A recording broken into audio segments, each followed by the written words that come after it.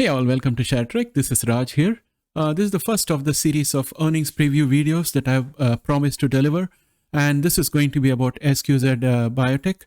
And we are going to talk about their potential Q2 2022 earnings. Let's get started.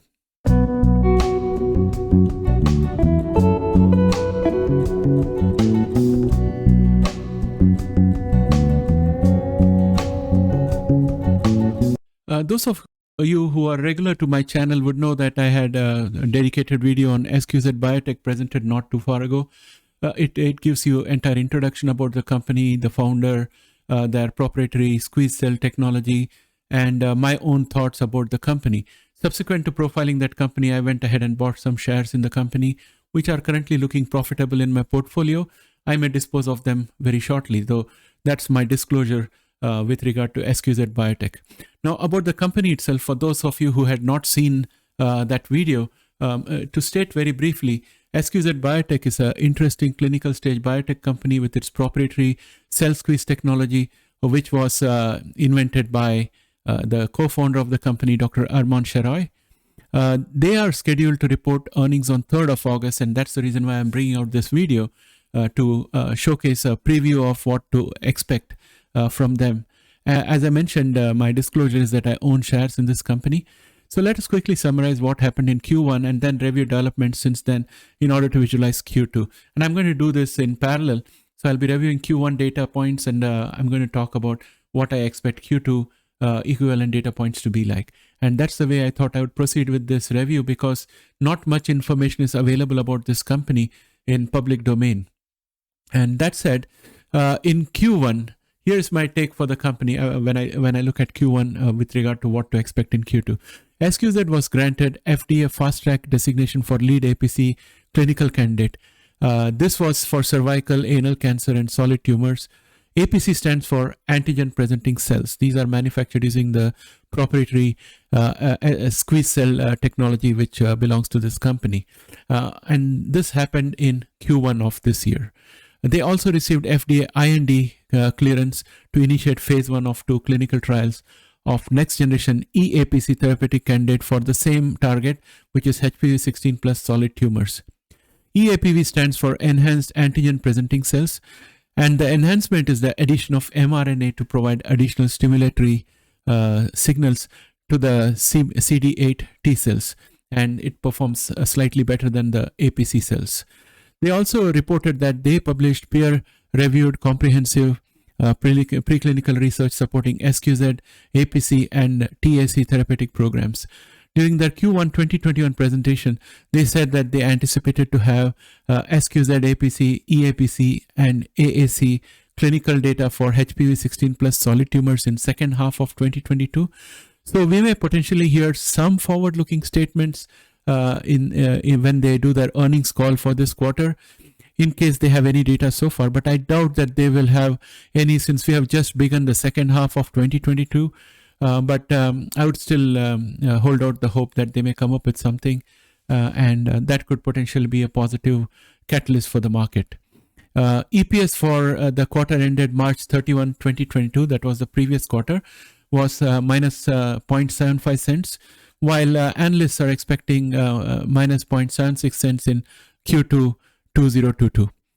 They missed the revenue estimate of 4.92 million in Q1 2022 significantly and came in at 2.89 million. Current year revenue estimate is 3.912 million. So that's these are expectations from the street.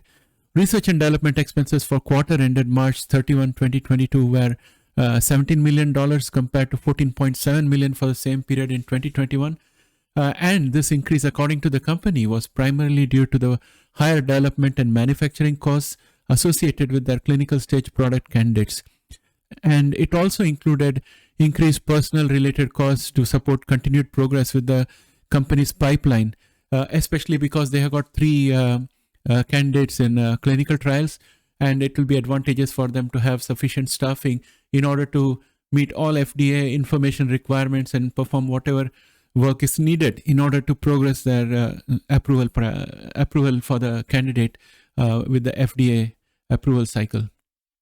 I don't expect any change here and think we should be slightly more than 17.5 million given inflation pressures, even if they do not ramp up spendings. Because we all know that there has been a labor shortage, and we also know that the money condition is tight, interest rates are going up, as a result of which we are going to have problems both with marketing as well as input costs. So that's the reason why I have bumped up the spending to 17.5 million in this quarter. General and administrative expenses for the quarter ended 31 March 2022, that was the first quarter, was 6.9 million compared to 6.1 million for the same period in 2021. The increase, the company said, was primarily due to higher personnel and other corporate related costs, including stock-based compensation expense and other costs related to operating as a private company. I expect the administrative expenses to remain the same, almost unchanged this quarter at 6.9 million, because these wages and everything have already been agreed upon. And I also think that the management knows that they have a short cash runway. We'll talk about their cash position further ahead in this video, but I'm expecting them to hold a very tight line on administrative expenses so that they have a longer cash runway. Net loss for the quarter ended March 31, 2022 was 21 million compared to 15.4 million for the same period for the same quarter in 2021. So when quarter of 2021 compared to quarter of 2022, the losses were higher by almost $6.4 million. And I'm expecting that we may look at a higher net loss this quarter due to the inflationary pressures and also emphasis on getting 3 clinical trial candidates progressing at full speed in the absence of any visibility. If we just assume inflation-related expenses and revenue setbacks, we should expect a net loss of around $25 million. This is my guesswork. I'm just using very, very high level back of the napkin kind of calculation because we don't have much information about this company. I've been scouring the internet to get whatever information I could, but I don't have any. So I'm thinking that it should land up somewhere around 25 million. As of March 31, 2022, the company had cash and cash equivalents of $122.9 million and anticipated that this will be sufficient to fund operating expenses and capital expenditure requirements into the second half of 2022. I would anticipate that they may end Q2 2022 with cash and cash equivalents of just below $100 million. So I have deducted the losses that they are likely to make this quarter from their cash balance, which was there at the end of Q1 2022, and arrived at roughly just around $100 million maybe. The company has 2 high-level recruitments this quarter, as I can see from their press releases. On June 11, it appointed Micah Yazik as its chief financial officer. Micah has been working with the same company for a while before being promoted to this role. That is my understanding. On May 31, it appointed Marshall Warren as chief medical officer. And the Form 4 filing shows that Micah got options for 10,000 shares. So that's the other information I have. And the areas of concern for me as an investor with this company would be the cash balance and the burn rate. While the clinical trial candidates will require expenditure as part of sensible business practice, there's a possibility for another round of funding that might be needed and that may dilute shares further. Because if FDA is asking for more information and SQZ technology decides to go all in, it may potentially push the burn rate higher. So we have to keep that in mind. And also, given the fact that there's a limited cash in the balance sheet, the company would also like to do whatever is possible on its part to get a quick FDA approval. So I'm expecting that the spending is only going to go up. There is a possibility for another round of funding that might be needed, and that may dilute shares further. This is my opinion. SQZ Biotechnologies presented their celiac disease tolerating antigen carrier preclinical data at the 2022 Federation of Clinical Immunology Societies annual meeting. In the presentation, they had positive developments on both celiac disease as well as type 1 diabetes. This type 1 diabetes was a surprise for me because I didn't know that they were looking at type 1 diabetes. But it seems that their clinical data has presented information that seems to show that the approach they had taken would be viable against T1, that is type 1 diabetes. Early data showed that the company's cell squeeze process could produce tags with consistently high levels of antigen. The findings build upon additional research showing SQZ tags engineered to induce protection against type 1 diabetes could combat active immune response and prevent hypoglycemia.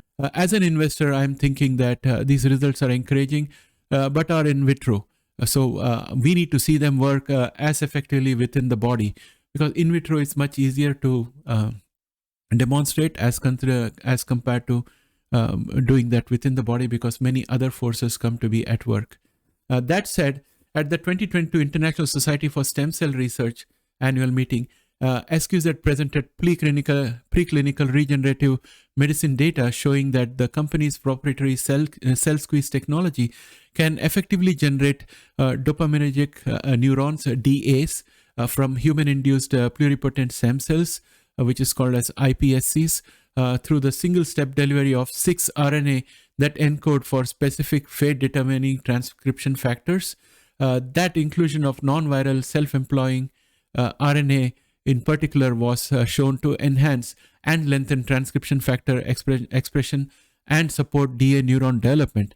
The new findings build upon the company's recent regenerative medicine research presentations and are aligned with the company's NIH-funded effort to generate cell replacement therapies for neurodegenerative conditions like Parkinson's disease. So in my earlier video, I had mentioned there are various sources of funding. One of them is NIH, and this is a very encouraging development for them.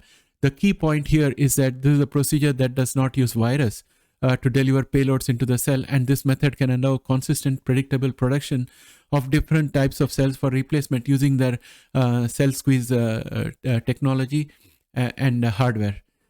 Unfortunately, not much information is available on SQZ Technologies, so this is the best I could do. I think there's a high risk in this stock, and one has to be careful about investing in this company at this point of time. Personally, I have around 700 shares of SQZ Technologies, which I bought at $3.04, and with commissions and other things, it works out to just about 3.05 to 3.06 cents per share, dollars per share. It's very difficult to get an insight, as I mentioned. So this is the best I could do, and I would recommend that in case you like this video, please press a like out there, and if you're not yet subscribed, please subscribe. I'll be coming up with more earnings estimate videos for Q2, because there are quite a few genomic companies out there. I'm still working on making a schedule for them. As soon as my schedule is ready, I'll publish it for you in advance to show which company is being dropped when into the video. With that said, I would like to end this video. Thanks and have a great day. Bye for now.